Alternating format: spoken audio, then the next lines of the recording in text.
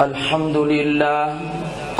لله نحمده ونستعينه ونستغفره ونؤمن به ونتوكل عليه ونعوذ بالله من شرور أنفسنا ومن سيئات أعمالنا من يهده الله فلا مضل له ومن يضلله فلا هادي له ونشهد أن لا إله إلا الله وحده لا شريك له ونشهد أن سيدنا ومولانا محمدا عبده ورسوله أما بعد فأعوذ بالله من الشيطان الرجيم بسم الله الرحمن الرحيم ما كان محمد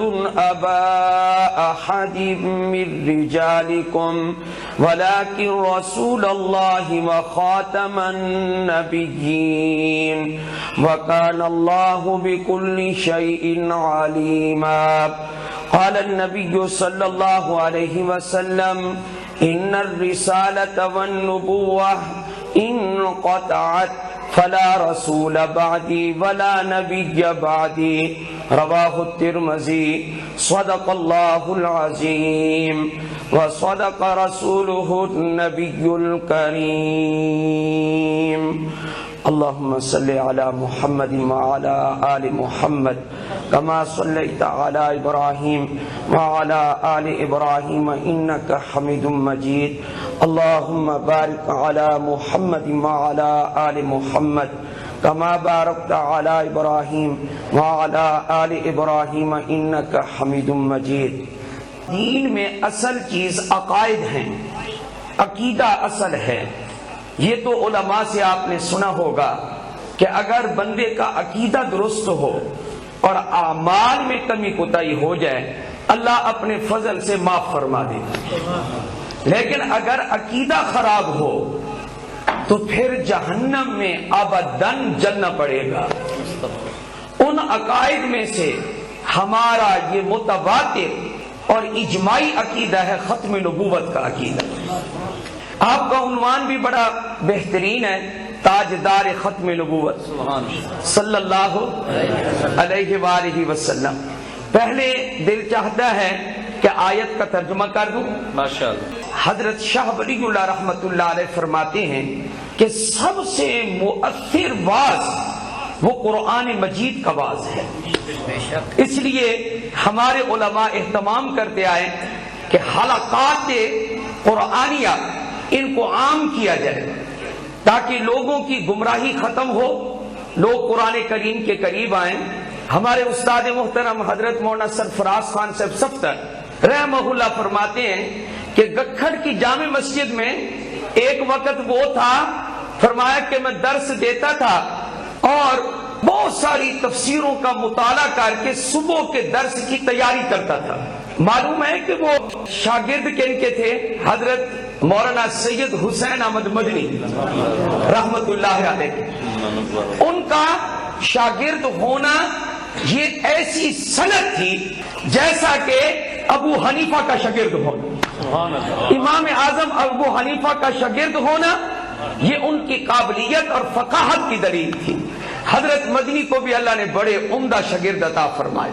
تو حضرت فرماتی ہیں بڑی بڑی تفسیریں میں دیکھتا اور صبح میں جب جاتا درس کے لیے تو کیا دیکھتا کہ میرا درس سننے کے لیے صرف ایک آدمی بیٹھا ہوا ہے، لیکن میں نے کبھی ہمت نہیں ہاری، میں نے ایک آدمی کے لیے مکمل تیاری کی.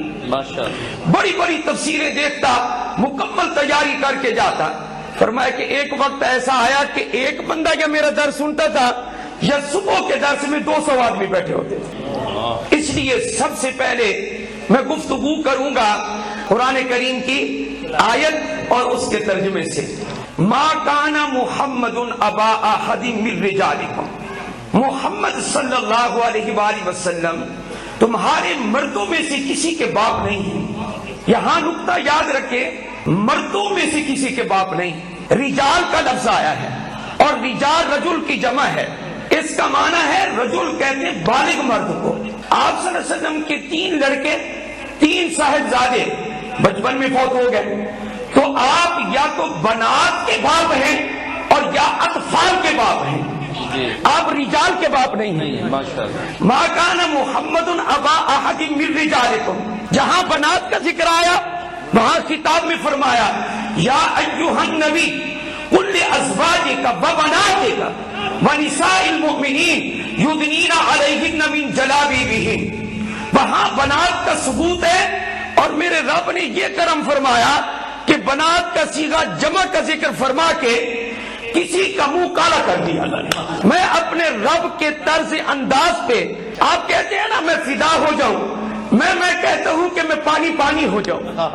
ہے جی، میں اپنے رب کے انداز پہ کہ قرآن کو پڑھتے جاؤ اور قیامت تک کے جتنے اشکالات ہیں وہ حل ہوتے جائیں گے. میں یہ نہیں سمجھتا کیا کہ قرآن کی گہرائی میں جانے والا کبھی بھی گمراہ ہو سکتا ہے، ایسا نہیں ہوگا، بلکہ تمام جوابات، تمام علوم اللہ نے اپنی کتاب کے اندر اللہ نے یہاں پر ایسے رکھ دیے جیسے اللہ تعالیٰ نے سمندر میں خزائن، دفائن، جواہرات، لؤلؤ والمرجان رکھ دیے. یہ بات ہے کہ تلاش کرنے والا کتنا تلاش کرتا ہے، غوطہ زنی کتنی ہوتی ہے آپ سے، یہ بات کی بات ہے. لیکن لا تنقضی عجائبہ، قرآن وہ کتاب ہے اس کے عجائبات کبھی ختم نہ ہو. ما کان محمد ابا احد من رجالکم. اب سمجھ آیا کیا؟ محمد تمہارے مردوں میں سے کسی کے باپ نہیں. یہ جملہ یہاں کیوں فرمایا؟ اس کی وجہ یہ ہے شان نزول. شاہ ولی اللہ رحمہ اللہ ارشاد فرماتے ہیں ہر آیت محتاج تفسیر نہیں ہے کہ اس کا شان نزول واضح کیا جائے، لیکن بعض آیات کو سمجھنے کے لیے شان نزول کا ذکر کرنا ضروری ہے. آپ کے متبنہ بیٹے حضرت زید بن حارثہ رضی اللہ تعالی عنہ، انہوں نے شادی کی تھی، آپ صلی اللہ علیہ وسلم نے رشتہ طے کیا تھا حضرت زینب بنت جحش رضی اللہ تعالی عنہا سے، لیکن آپس میں نہ بنی، بالآخر طلاق ہو گئی. آپ علیہ السلام چاہتے تھے کہ اس کو میں نکاح میں لے لوں، اس لیے کہ ان سے میں نکاح کروں گا اور ان کی دل جوئی ہو جائے گی.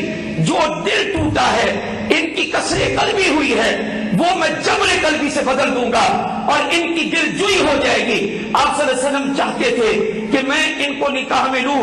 نکاح کرنا جائز ہے عدت کے بعد. یہ کوئی سگا بیٹا تو میرا نہیں تھا، کوئی خونی بیٹا تو نہیں تھا، کوئی رضائی بیٹا تو نہیں تھا، لیکن لوگوں میں رواج تھا اس وقت کہ جس کو بیٹا منہ سے کہہ دیتے تھے، متبنہ کہہ دیتے تھے، لے پالک کہہ دیتے تھے، منہ بولا بیٹا کہہ دیتے تھے، اس کو پھر حقیقی بیٹا سمجھتے تھے. تو آپ صلی اللہ علیہ وسلم چاہتے تھے اس رسم کو توڑا جائے. اللہ نے فرمایا وَتُخْفِي، آپ تو چھپا رہے ہیں نا، آپ یہ چاہتے ہیں جو دل میں ہے چھپا رہے. نہیں، آپ نہیں کرنا چاہتے نا نکاح، آپ اس وجہ سے نہیں کرنا چاہتے، آپ اس کا ارادہ بھی ظاہر نہیں کرنا چاہتے. آؤ ہم فیصلہ کیے دیتے ہیں. اللہ نے فرمایا زوجناکہا، ہم نے آسمانوں سے فیصلہ کر دیا آپ کا نکاح زینب سے ہم نے کر دیا. اب آیا اعتراض، اپنے بیٹے کی یہ بیوی سے نکاح کیا تو میرے رب نے کہا کیا یہ بیٹا ہے زید بن حارثہ، نبی کا بیٹا ہے، نبی سے پیدا ہوا ہے، نبی کی بیوی سے کوئی پیدا ہوا ہے، یا نبی کی کوئی رضائی نسبت ان کو حاصل ہے؟ فرمایا جب لوگوں نے اعتراض کیا تو اللہ نے جواب دیا ما کان محمد ابا احد من رجالکم، مردوں میں سے، تمہارے مردوں میں سے محمد کسی کا بھی باپ نہیں. اور جب کسی کا باپ نہیں تو نتیجہ یہ نکلا کہ زید بھی مرد ہے، زید کا بھی باپ نہیں. اور جب زید کا باپ نہیں، اس کی بیوی نے عدت گزارنے کے بعد نکاح کر لیا نبی سے اور نبی نے ان سے نکاح کر لیا، ہم نے اس نکاح کا فیصلہ کر دیا، تو کسی کو اعتراض کرنے کی ضرورت نہیں ہے۔ یہاں ایک نقطہ ایک اور حل ہو گیا، کیا کہ جب نبی پر کوئی اعتراض کرے، نبی کے خلاف آواز اٹھائے، سنت اللہ ہے کہ نبی کی عزت کا دفاع کرنا چاہیے۔ سبحان اللہ سبحان اللہ سبحان ما کان محمد ابا احد من رجالکم، دفاع کس نے کیا جب اعتراض ہوا؟ اللہ نے۔ آج اگر میں اور آپ نبی کی عزت، نبی کے ناموس، ختم نبوت کے لیے اگر ہم میدان میں نکلیں گے، آپ کی عزت کی حفاظت کے لیے نکلیں گے، تحفظ ناموس رسالت کے لیے نکلیں گے، دفاع کے لیے نکلیں گے، مرزائیوں کا منہ توڑیں گے، تو بتاؤ یہ آج کا طریقہ ہے یا میرے رب کی سنت اور میرے رب کا طریقہ ہے؟ تو اللہ کے طریقے کو اپناؤ گے یا نہیں اپناؤ گے؟ نبی کا دفاع کرو گے یا نہیں کرو گے؟ نبی کی عزت کے لیے نکلو گے یا نہیں نکلو گے؟ ما کان محمد ابا احد من رجالکم۔ اب آ گئی بات کیا کہ اے اللہ تو نے یہاں کہہ دیا مردوں میں سے کسی کے باپ نہیں ہیں، اور جبکہ یہی سورت، کون سی سورت؟ سورہ احزاب، اس کے پہلے رکوع میں تو نے یہ کہا ہے النبی جو اولا بالمؤمنین من انفسہم وازواجہ امہاتہم، نبی ایمان والوں کے ساتھ ان کی جانوں سے بھی زیادہ حق رکھتا ہے۔ فرمایا زیادہ حق رکھتا ہے کتنا؟ فرمایا کوئی بندہ جلتی ہوئی آگ میں اپنے آپ کو چھلانگ لگا کے خودکشی کرنا چاہے تو اس کے لیے جائز نہیں ہے، لیکن اگر پیغمبر حکم دے تو چھلانگ لگانا واجب ہو جاتا ہے۔ سبحان اللہ سبحان اللہ۔ النبی اولا بالمؤمنین من انفسہم، آگے کیا کہا رب نے؟ وازواجہ امہاتہم، کہ نبی کی ازواج، نبی کی بیویاں، نبی کے حرم، نبی کی عزت، نبی کا لباس، نبی کی پگڑی، یہ کیا چیز ہے؟ فرمایا امہاتہم، یہ ایمان والوں کی مائیں ہیں۔ اب جب ایمان والوں کی مائیں بن گئی تو پھر رسول اللہ کا رشتہ ہمارے ساتھ کیا ہوا؟ نبی پاک کا رشتہ ہمارے ساتھ کیا ہوا؟ جب آپ کی بیویاں حضرت خدیجۃ الکبریٰ، حضرت ام المومنین عائشہ الصدیقہ، حضرت حفصہ، حضرت ام حبیبہ، حضرت صفیہ، حضرت ام سلمہ، حضرت سودا، حضرت زینب ام المساکین بنت خزیمہ، حضرت زینب بنت جحش، حضرت ام حبیبہ رضی اللہ تعالی عنہن، جب یہ مومنین کی مائیں ہیں اور اے اللہ تو نے کہہ دیا ہے کہ باپ نہیں ہے، تو پھر جب باپ نہیں ہے تو پھر رسول اللہ کا ہمارے ساتھ کیا رشتہ ہے؟ آگے ولاکن سے فرمایا ولاکن رسول اللہ، لیکن محمد اللہ کا رسول ہے۔ سبحان اللہ سبحان اللہ۔ اس کا حاصل کیا ہے؟ رسول کیا ہوتا ہے؟ روحانی باپ ہوتا ہے۔ رسول کیا ہوتا ہے جی؟ روحانی باپ۔ جس طرح یہ ازواج مطہرات ہماری روحانی مائیں ہیں، اسی طرح رسول اللہ ہمارے روحانی باپ ہیں۔ ولیکن رسول اللہ، لیکن وہ اللہ کے رسول ہیں۔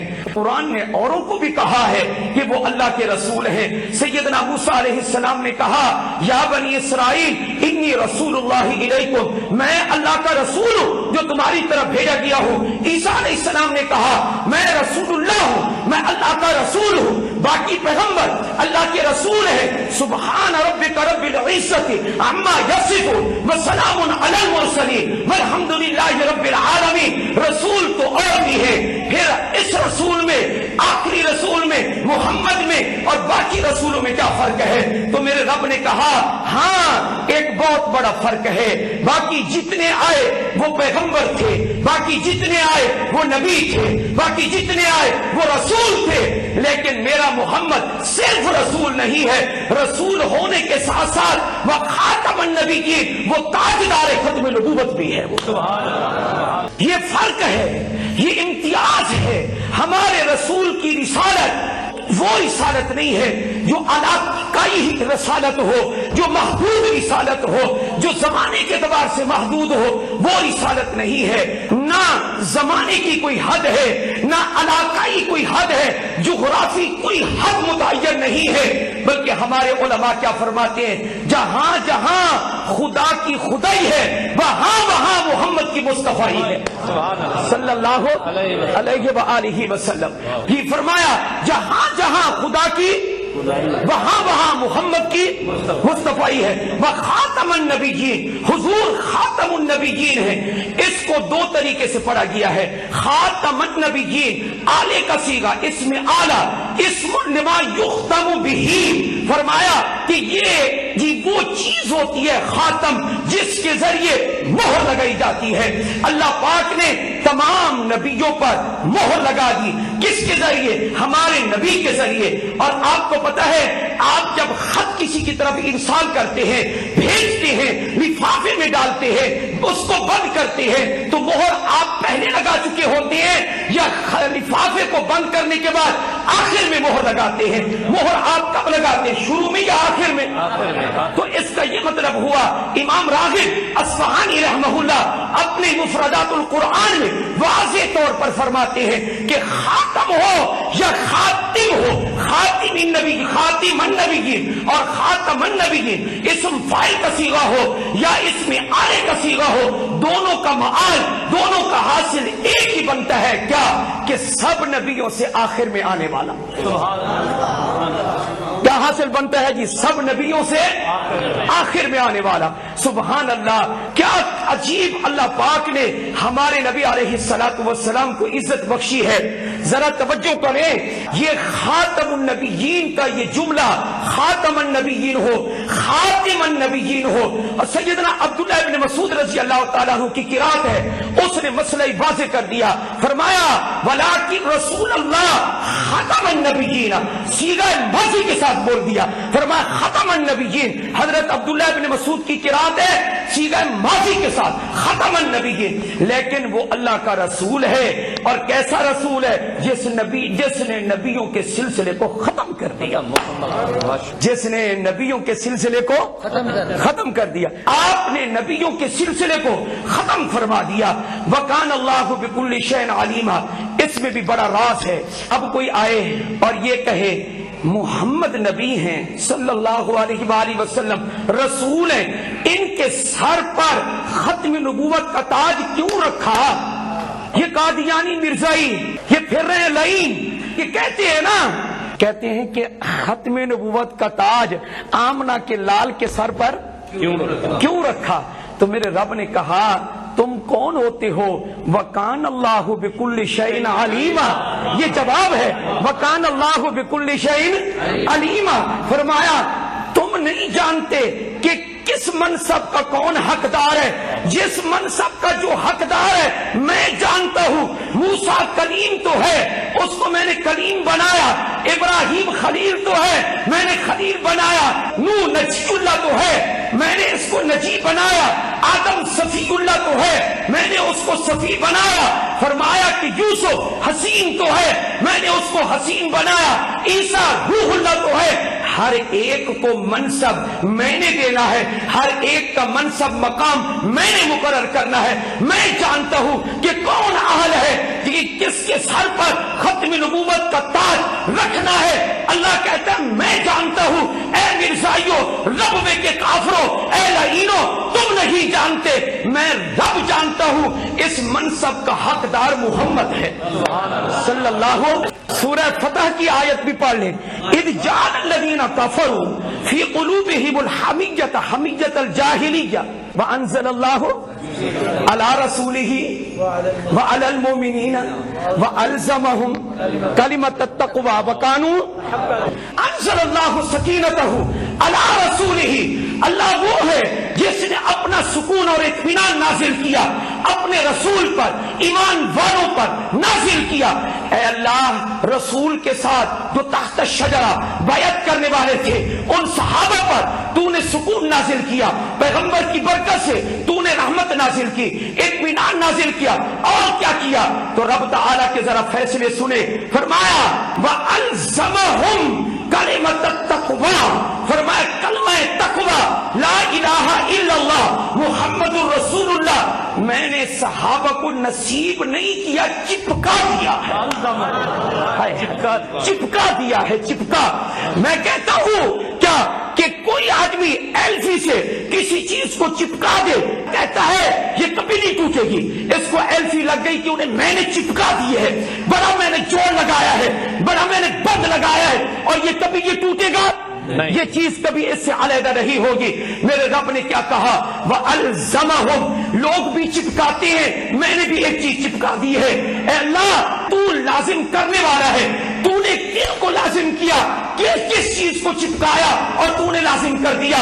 فرماتے ہیں تمہارا چپکایا ہوا، تمہاری چیز چپکائی ہوئی وہ علیحدہ پھر بھی ہو سکتی ہے، لیکن ایک چیز میں نے صحابہ کو چپکا دی ہے، ایک چیز میں نے ان کو لازم کر دی ہے، وہ ملزوم ہے، اور ایک چیز ان کو لازم ہے، اور لازم اپنے ملزوم سے کبھی جدا نہیں ہو سکتا۔ فرمایا جہاں صحابہ ہوں گے کلمت التقویٰ ہوگا، اور جہاں کلمت التقویٰ ہوگا وہاں صحابہ ہوں گے، یہ کبھی ایک دوسرے سے جدا نہیں ہو سکتا۔ وَأَلْزَمَهُمْ کلمت التقویٰ، باقی لوگ تو ایمان لا کر پھر بھی جاتے ہیں، مرزائی مرتد بھی ہو گئے، اور یہ اپنے ایسے گندے نبی کو مان کر، جس کو نبی کا نبی کی توہین ہے، لعین ہے، دجال ہے، کذاب ہے، فریبی ہے، اور میں کیا کہوں اس کو، میرے پیغمبر صلی اللہ علیہ وسلم کی ختم نبوت پر ڈاکہ ڈالنے والا ہے، اور ایسا ڈاکہ ڈالا اس نے کہ اگر علماء کی تحریریں نہ ہوتی،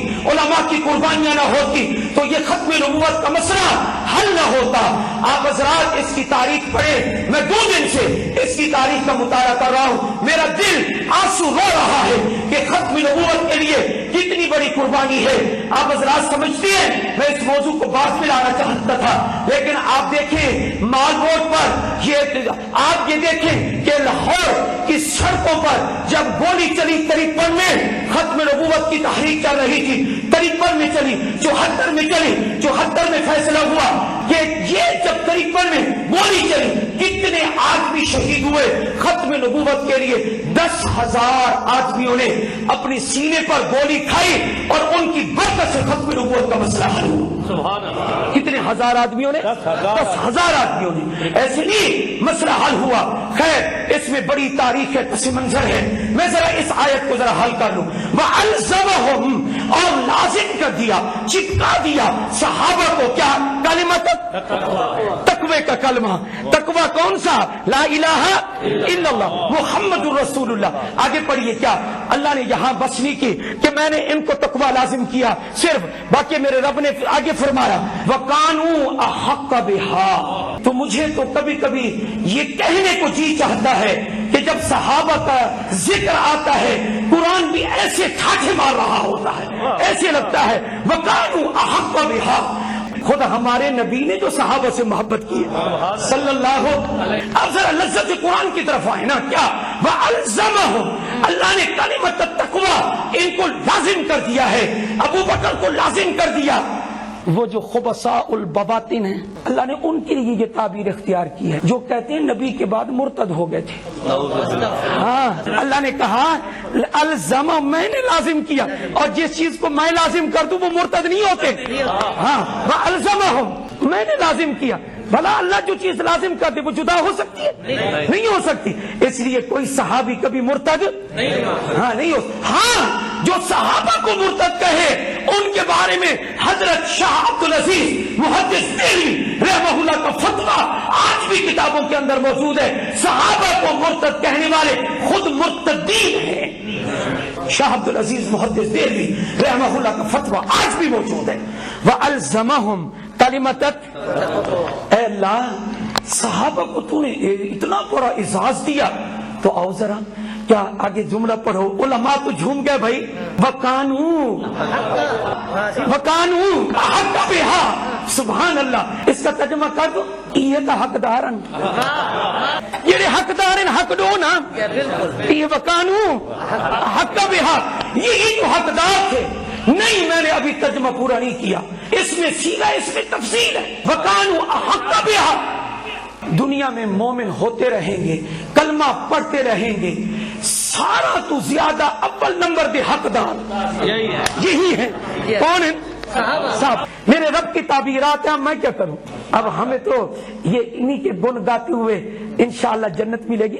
ابو بکر ہے جس نے مسلمہ کذاب سے لڑائی کی، ختم نبوت کا منکر خبیث، اس اس کے ساتھ جنگ کر کے آپ نے بہت سارے صحابہ کو شہید تو کروایا، ختم نبوت کے مسئلے کی حفاظت فرمائی۔ سبحان اللہ۔ سیدنا صدیق اکبر، میں پڑھ رہا تھا علماء نے لکھا ہے صحابہ نے بڑے اجماع کیے ہیں، لیکن سب سے پہلا اجماع جس مسئلے پر صحابہ نے کیا وہ ختم نبوت کا مسئلہ تھا۔ سب سے پہلا اجماع ختم نبوت کے مسئلے پر ہوا۔ ذرا ادھر بھی دیکھو، ختم نبوت کا تاج اللہ کے نبی کے سر پہ کیوں رکھا؟ ختم نبوت کا تاج محمد کے سر پہ کیوں رکھا؟ اللہ نے جواب دیا، تاج ختم نبوت کا آمنہ کے لال پر، عبداللہ کے در یتیم پر، عبد المطلب کے لاڈلے پوتے پر، فرمایا کیوں رکھا؟ یہ قرشی المکی المدنی، یہ سید الاولین والآخرین، ان کے سر پر ختم نبوت کا تاج کیوں رکھا؟ اللہ نے کیا کہا؟ وکان اللہ۔ اب ذرا آ جاؤ، کیا اے اللہ صحابہ کو تقوی کا کلمہ لازم کیوں کیا؟ ان کو بڑا حقدار کیوں بنایا؟ ذرا آگے پڑھیں علماء، وکان اللہ بکل شیء علیم، فرمایا صحابہ کو یہ منصب اس لیے میں نے دیا، اس لیے کہ وہاں تاجدار ختم نبوت بننے کا حقدار محمد تھا، وہ بھی میں جانتا تھا، اور صحابہ یہ اس بات کے لائق تھے کہ ان کو میں کلمہ عطا کروں، لازم کروں، چپکا دوں۔ کیوں؟ اس لیے کہ یہ بھی اس منصب کے اہل تھے اور حقدار تھے۔ جو جملہ ان کے لیے وہی جملہ ان کے لیے ہے، وکان اللہ بکل شیء علیم۔ اب بتائیں کہ کیا آپ کو صرف آیات سن کر ایمان تازہ نہیں ہو رہا حضرات؟ میرا تو اپنا ایمان تازہ ہو رہا ہے۔ کیا کہ دیکھو تو صحیح، میرے رب نے جو جملے نبی کے لیے فرمائے وہی جملے آگے چل کر صحابہ کا دفاع کرنا، یہ بھی یہ سنت اللہ ہے، اور پیغمبر کا دفاع کرنا یہ بھی سنت اللہ ہے۔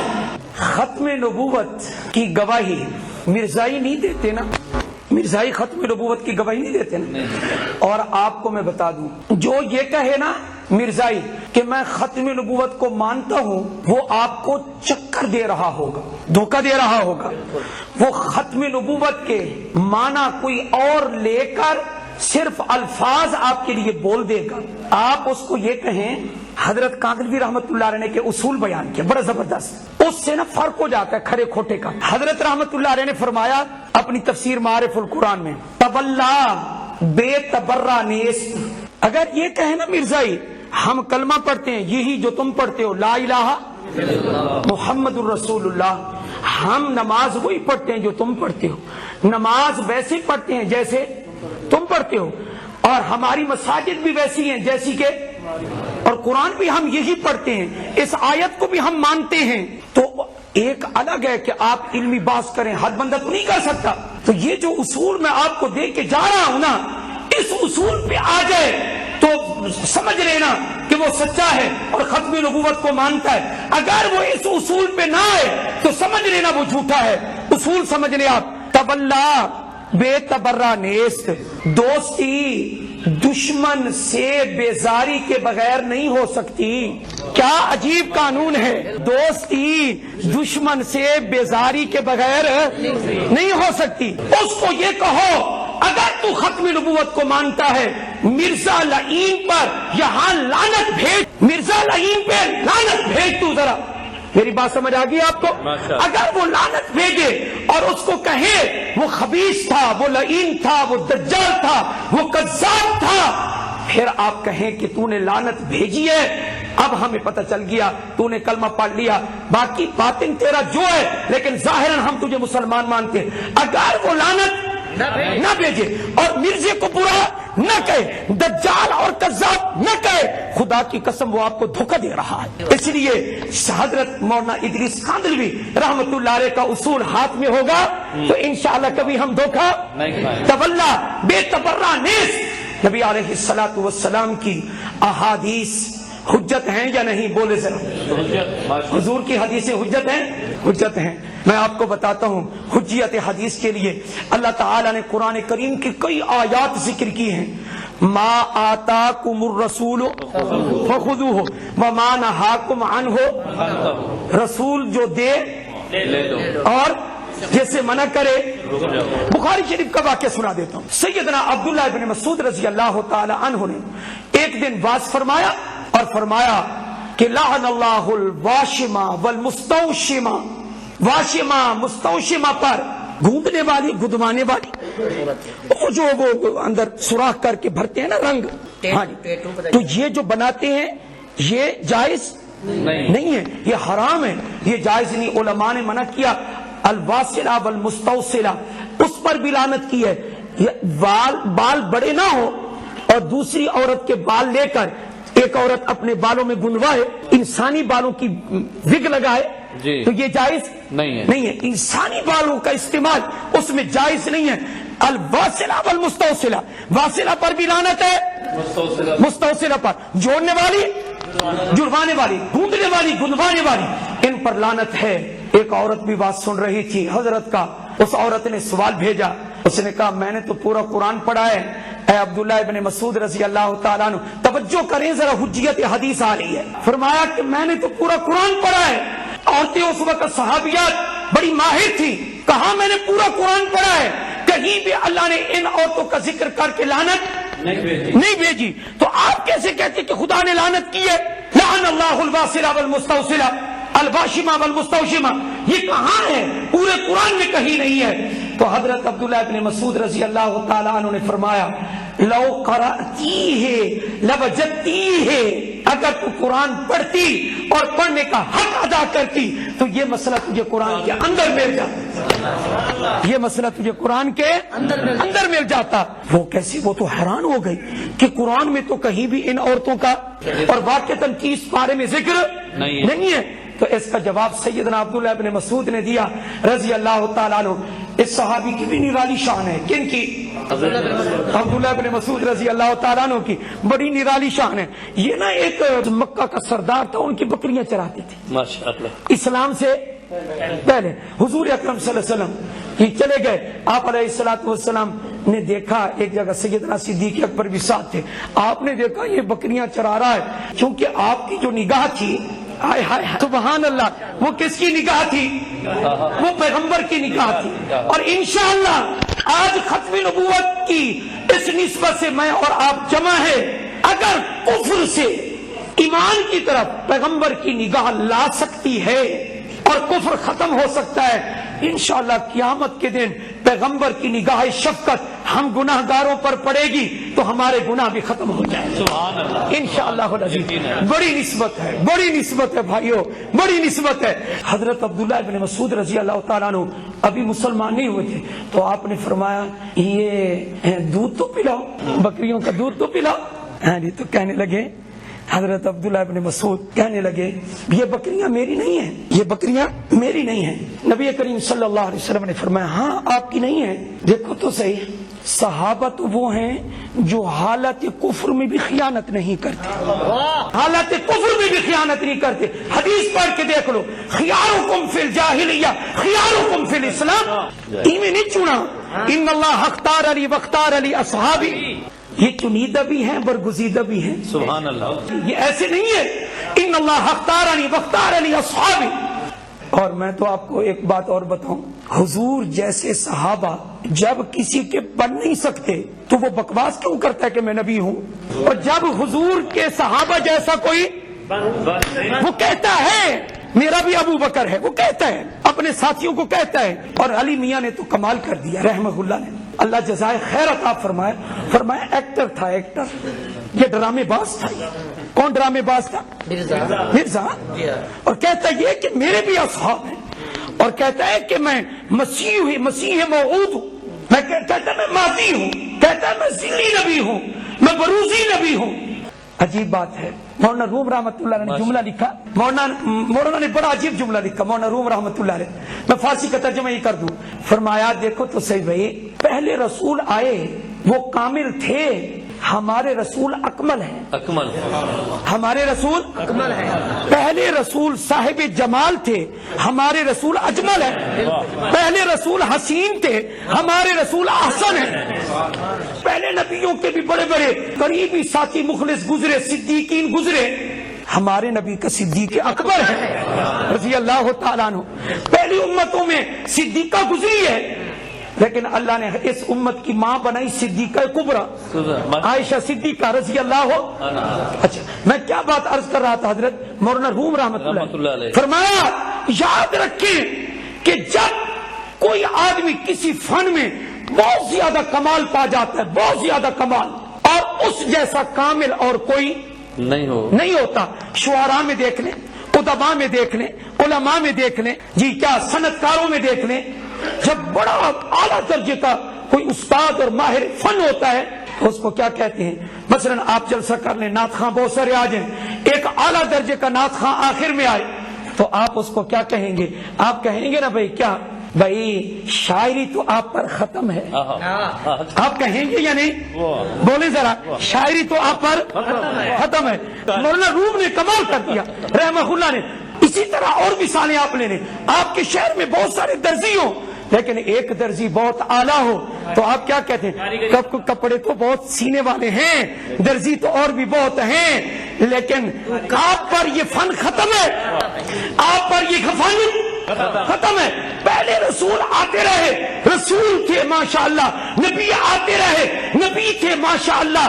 محمد تیرے اوپر تو رسالت ختم ہے، تیرے اوپر تو نبوت ختم ہے، صدقے جائیں. مولانا روم پر بھی رحمت اللہ حضرت عبداللہ ابن مسعود فرمایا یہ بکریاں، میرا جملہ یاد ہے، صحابہ تو وہ ہیں جو جاہلیت میں بھی خیانت نہیں کرتے. خبیثوت تم نے کہا صحابہ خائن تھے، صحابہ دین میں خیانت کریں گے، بکریوں کے دودھ میں خیانت نہیں کرتے. وہ اتنے اعلیٰ درجے کے امین تھے وہ.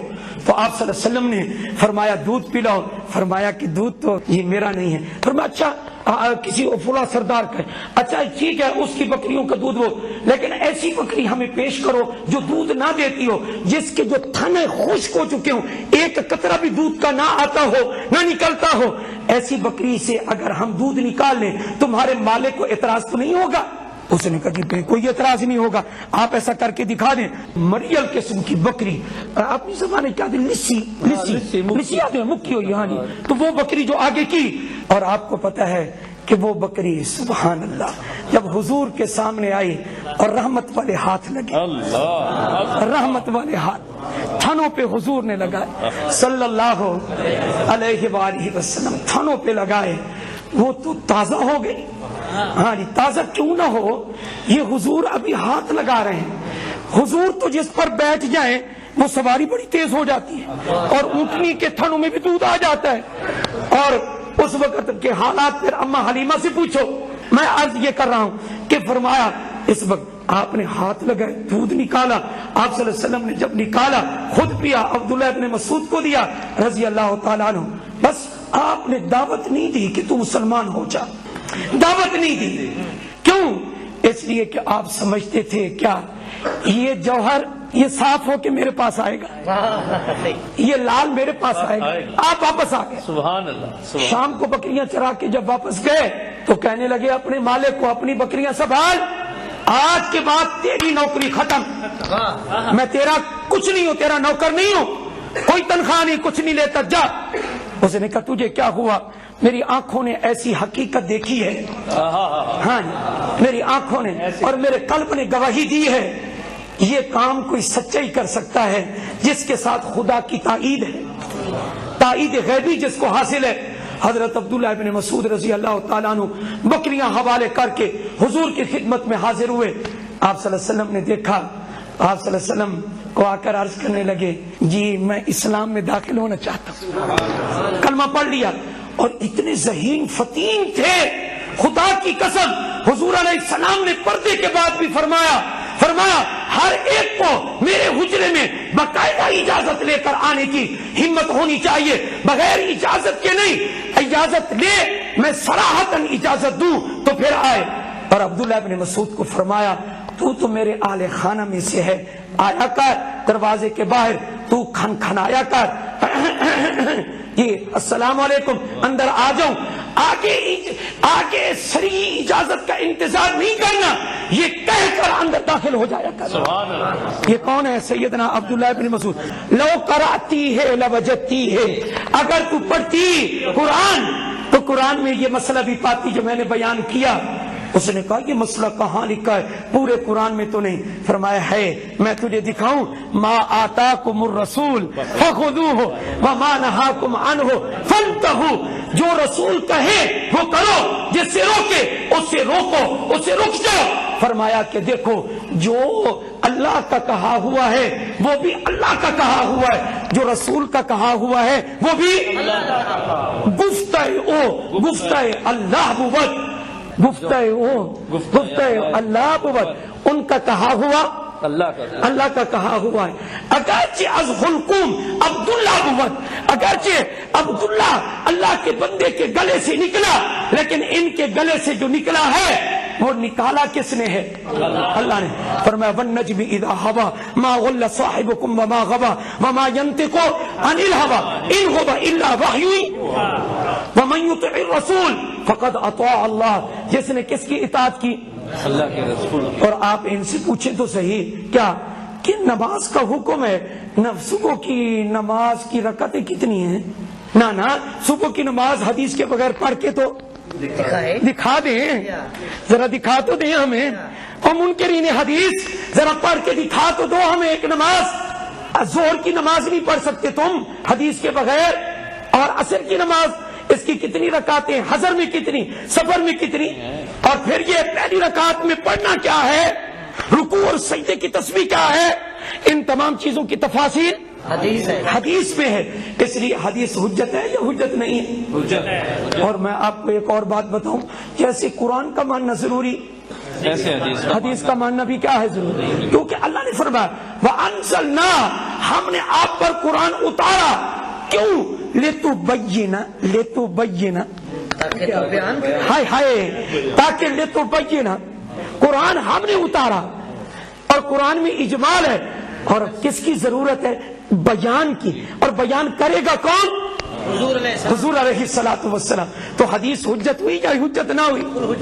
یہ تو ایسے کہتے ہیں حدیث، میں تو کہتا رہتا ہوں حدیث شرع ہے قرآن کی، فقہ شرع ہے حدیث کی، سبحان اللہ، فقہ کے بغیر بھی گزارا نہیں ہے۔ ایک آدمی نے کہا، ہمارا ایک ساتھی فوج میں خطیب تھا، مجھے کہنے لگا مولانا ایک بندے نے مجھے بڑا تنگ کیا ہوا ہے، کہتا ہے کہ بھینس کو میں نہیں مانتا کہ یہ حلال ہے، میں نے کہتا ہے کہ میں جو ہے اس کی وہ نہیں کروں گا، یعنی ذبح نہیں کروں گا، اس کو نہیں کروں گا۔ مجھے کہتے ہیں کہ مولوی صاحب مجھے بڑا تنگ، کوئی ایسی کوئی بات تو بتائے۔ میں نے کہا بھائی اس کو آپ یہ کہیں چلو تم ذبح نہیں کرو گے نا اس کو، اس کا دودھ پیتے ہو؟ کہتا ہاں میں دودھ تو پیتا ہوں۔ میں نے کہا اس کو کہو اگر دودھ حلال ہے تو بھینس بھی، دودھ کا حلال ہونا قرآن کی کس آیت سے ثابت کرو گے؟ حدیث کی کون سی کتاب سے ثابت کرو گے؟ آپ کو پتا ہونا چاہیے یہ بھینس عرب میں نہیں تھی، یہ عراق میں ہے، بغداد میں اس کی نسل موصول ہوئی، اور امام اعظم ابو حنیفہ رحمہ اللہ نے دیکھا کہ جتنے اوصاف یہ کس کے اندر ہیں، گائے کے اندر، اتنے سارے کے سارے اوصاف جگالی لے کر وہ گھاس کھاتی ہے، جگالی رہتی ہے، ہضم کرتی ہے، وہ بھی جگالی رہتی ہے، یہ بھی جگالی رہتی ہے۔ تو امام اعظم ابو حنیفہ رحمہ اللہ نے قیاس کرتے ہوئے فرمایا کیا؟ البقر والجاموس سواء، فرمایا البقر والجاموس سواء، ایک ہی حکم لگا دیا۔ اور الحمدللہ یا تو پھر آپ دودھ پینا ہی چھوڑ دیں، گائے کا دودھ نہ دینا، بھینس کا دینا، وہ موٹا موٹا ہوتا ہے، وہ موٹا موٹا دودھ اس کا جائز ہے اور گوشت اس کا جائز نہیں۔ اس لیے کیا سبق ہوا؟ قرآن کی شرح حدیث، حدیث کی شرح فقہ۔ اللہ تعالی ہمیں اکابر کے نقش قدم پر چلنے کی توفیق عطا فرمائے۔ وما علینا الا البلاغ المبین۔